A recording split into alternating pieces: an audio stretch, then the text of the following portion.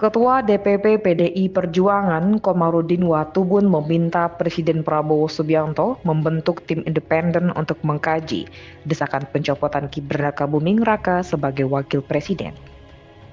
Komarudin mengatakan usulan tersebut perlu dihormati karena berasal dari para purnawirawan yang memiliki jasa besar bagi negara.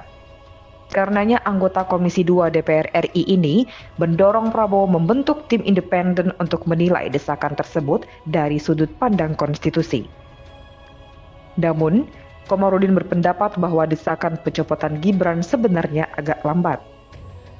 Ia menyebut, dalam pemilihan presiden 2024 lalu, hanya PDIP yang konsisten mengangkat persoalan dugaan pelanggaran konstitusi. Sementara itu, penasihat khusus Presiden bidang politik dan keamanan, Wiranto, mengatakan, Prabowo tidak bisa langsung merespon 8 usulan yang disampaikan Forum Purnawirawan TNI Polri tersebut, termasuk usulan pencopotan Gibran Rakabuming Raka. Menurut Wiranto, Prabowo perlu mempelajari seluruh isi dari usulan yang diajukan secara terbuka tersebut. Kan beliau perlu mempelajari dulu ya isi dari statement itu.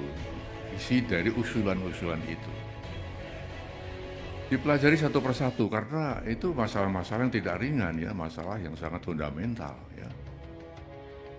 Wiranto juga mengingatkan bahwa dalam sistem ketatanegaraan Indonesia yang mengandung prinsip trias politika, kekuasaan presiden memiliki batasan.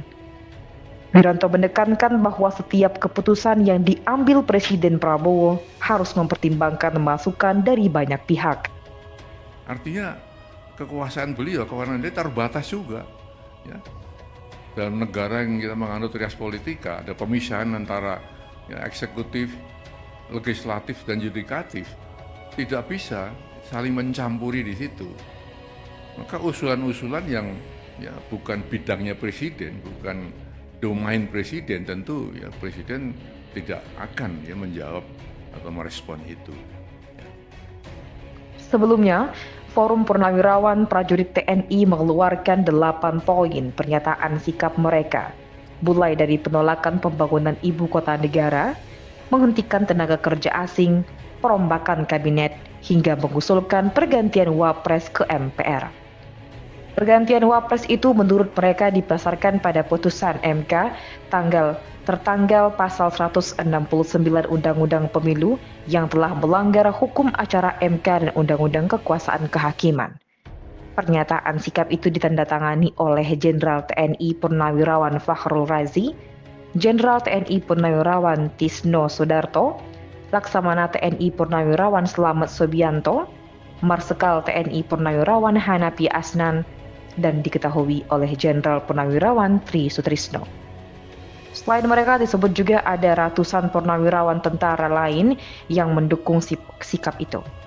Fakhrul Razi sebelumnya pernah menjabat sebagai Menteri Agama di Kabinet Jokowi Jilid 2. Dia juga pernah memimpin tim relawan Bravo 5 yang terdiri dari pensiunan TNI yang mendukung kampanye Jokowi Ma'ruf Amin pada Pilpres 2019 lalu.